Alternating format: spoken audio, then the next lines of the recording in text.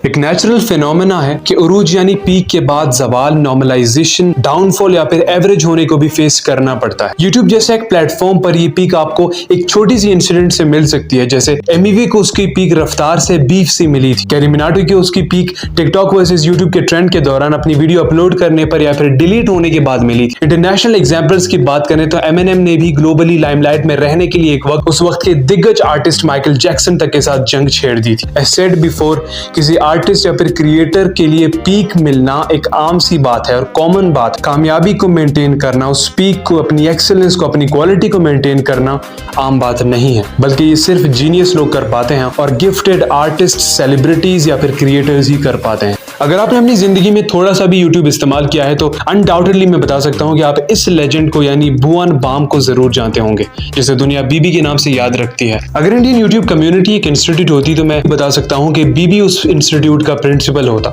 ऐसा वैसा प्रिंसिपल नहीं, बल्कि ऐसा प्रिंसिपल जो टीचर्स का, स्टूडेंट्स का, सबका फेवरेट है। ऐसा प्रिंसिपल जिसकी एक्सेलेंस पर ना ही स्टूडेंट्स चेक कर सकते हैं और ना ही टीचर्स चेक कर सकते हैं। एक ऐसा प्रिंसिपल जो सबका अपना प्यारा है। दो subscribers wise he is not the top creator, लेकिन BB is the king of Indian YouTube community. सही बात यह है कि मैंने आजकल अपने गुजरे फेवरेट यूट्यूबर्स की रीसेंट वीडियोस को देखना बंद कर दिया है। Ashish Chanchlani had only 1 lakh subscribers when I subscribe to his channel, लेकिन आजकल मैं उसकी वीडियोस नहीं देखता। कैरी मिनाटी के 6 लाख सब्सक्राइबर्स थे और कैरी से पहले I was crazy for Triggered Insaan's videos. आजकल की बात करूं तो भले ही ये लोग यूट्यूब के गॉडफादर्स कंसिडर किए जाते हैं लाइक्स के हिसाब से, व्यूज के हिसाब से, सब्सक्राइबर्स के हिसाब से, लेकिन आशीष चंचलानी के सस्ते बिग बॉस वाले वीडियो के बाद, कैरी के टिकटॉक वर्सेस यूट्यूब वाले वीडियो के बाद, ट्रिगर्ड इंसान की मुझे याद भी नहीं कि मैंने लास्ट कौन सी वीडियो देखी थी। मैं इतना इन लोगों को भूल चुका हूं। अब इसके सॉलिड रीजंस है, ये नहीं है कि इनके कंटेंट में कोई कमी आ गई है, बल्कि ये लोग और भी ज्यादा मेहनत करने लग गए हैं और भी ज्यादा इन्वेस्ट करते हैं, अपना टाइम इन्वेस्ट करते हैं, अपने काम में एफर्ट्स डालते हैं। बल्कि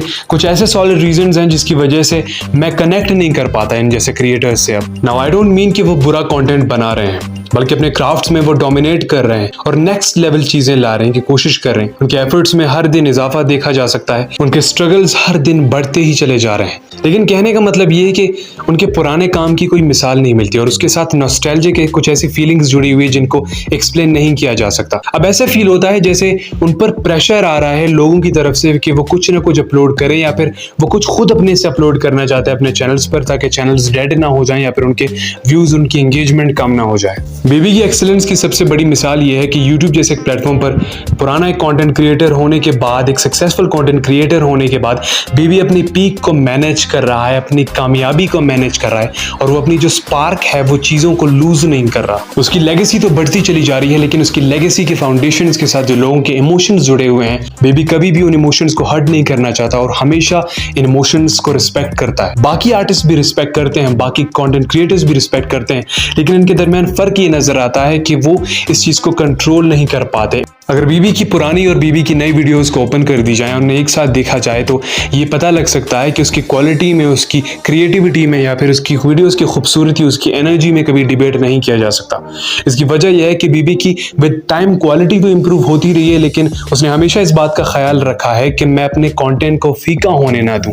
मेरे अल्फाज से मुराद ये नहीं है कि बीबी ने कुछ नया ट्राई करने की कोशिश नहीं की या फिर वो हमेशा अपनी उन चीज़ों पर अड़ा रहता है, बल्कि अगर हम उसकी लेगेसी की, उसकी वीडियो क्रिएशन लेगेसी जो है, उसके टाइम स्पेन के ऊपर नजर डालें तो हमें पता चलता है कि उसने हर मर्तबा एक्सपेरिमेंट करने की कोशिश की है, अपनी खुद की वेब सीरीज बनाई है, नए नए प्रोजेक्ट्स में काम किया है, ग्रेजुअली नए नए और कॉम्प्लेक्स कॉन्सेप्ट्स डेवलप करके बीबी ने हमेशा यूट्यूब को कुछ नया ऑफर करने की कोशिश की है, अपने हद तक आर्ट को सर्व करने की कोशिश की है। लेकिन बीबी की एक्सेलेंस यहाँ नजर आती है कि वो कल्ट फाउंडेशंस या फिर जो नॉस्टैल्जिक फीलिंग्स होती है जिनके बिना पर बीबी के ज्यादातर फॉलोअर्स उसे आज भी फॉलो करते हैं, उसने कभी भी उस चीज को खत्म करने की कोशिश नहीं किया, फिर उस पर कॉम्प्रोमाइज करने की कोशिश नहीं की।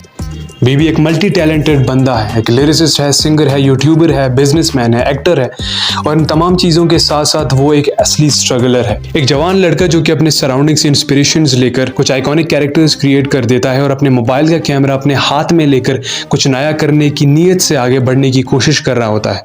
उसके पास उतनी लाइटिंग नहीं होती है जिससे वो अपने फेस पर डार्कनेस खत्म कर सके। इसके चलते वो खिड़की के पास आता है, अपने विंडो के पास आता है और एक क्रैक्ड दीवार के सामने वीडियो बनानी स्टार्ट कर देता है। और यही बंदा आगे चलकर एक ऐसी लेगेसी क्रिएट कर देता है कि इंडिया में अगर अच्छे और कामयाब लोगों का शुमार होता है तो बीबी को हमेशा याद रखा जाता है। एक ऐसी लेगेसी बना देता है जिसे देख सही मानों में लगता है कि भुवन बाम इज अ लेजेंड। मैं बीबी की फिक्शनल कैरेक्टर्स के साथ, उसकी वीडियो के किरदारों के साथ इतना ज़्यादा कनेक्ट हो चुका हूँ कि मुझे अभी भी याद है कि एक मरतबा एक क्वेश्चन आंसर सेशन के दौरान किसी ने बीबी से पूछा था, जितना कुछ तुमने हासिल कर लिया है, जो तुम्हारा हुसूल है, या जितना कुछ तुमने बना लिया है, जो लेगेसी बना ली है, जो कैरेक्टर्स तुमने स्पेशली बनाए हुए हैं, एक सुबह तुम उठते हो और ये सब तुम्हारे पास नहीं है तो तुम्हें किस तरह महसूस होगा। उस टाइम बीबी ने जिस वीडियो में रिएक्शन दिया था वो रिएक्शन ही बहुत ख़तरनाक था, बहुत खौफनाक था। और साथ ही जब मैंने इमेजिन किया कि ये जो फिक्शनल कैरेक्टर्स हैं, टेटू मामा हो गए, समीर हो गया, बेंचोर दास हो गए, या फिर बीबी के फिक्शनल पेरेंट्स हो गए, जब मैंने इनको ख़त्म होते इमेजिन किया तो सच में मेरे आंखों से आंसू निकल गए थे। इस कदर एक बॉन्डिंग सी बन गई थी। और ये बॉन्डिंग कुछ फिक्शनल कैरेक्टर्स के दरमियान और ऑडियंस के दरमियान क्रिएट करना आसान नहीं है, जो सिर्फ एक रियल आर्टिस्ट, एक रियल क्रिएटर ही कर पाता है। बीबी को यूट्यूब का किंग उसकी पर्सनैलिटी बनाती है। बेबी स्वीट है, केयरिंग है, वो सोसाइटी की कदर करता है, वो लोगों की कदर करता है, वो आर्ट की कदर करता है। एक ऐसा बंदा है जिसने अपने यूट्यूब कैरियर में अपने ख़राब तरीन दिनों में भी कंट्रोवर्सी को सहारा बनाकर लाइमलाइट लेने की कोशिश नहीं की। अगर वो चाहता तो अपने कॉम्पिटिटर्स के साथ कोई कंट्रोवर्सी क्रिएट करके, कोई कंट्रोवर्सी करके, कोई मसला करके वो लाइमलाइट ले सकता था। लेकिन 1 साल तक वीडियो ना अपलोड करने के बावजूद बीबी ने कभी इस चीज़ को एज एन ऑप्शन चूज़ नहीं किया। हमेशा उसने YouTube पर रहने वाले क्रिएटर्स की रिस्पेक्ट की। बीबी ने हमेशा YouTube पर रहने वाले आर्टिस्ट की कदर की, वहाँ के क्रिएटर्स की कदर की, उनको रिस्पेक्ट दी, उनको उनके काम आया और उनके साथ अच्छा बना रहा है। शायद यही वजह है कि जब ढिंढोरा के वक्त सबको एक साथ करने का मौका आया तो हमने पूरी YouTube कम्युनिटी को एक साथ देखा, सिर्फ और सिर्फ बीबी के अच्छे कैरेक्टर के चलते, जिसने उस टाइम प्रूव कर दिया था कि वाकई ये किंग है, क्योंकि सिर्फ वही पूरे YouTube कम्युनिटी को, पूरे इंडियन YouTube कम्युनिटी को असेंबल कर सकता है।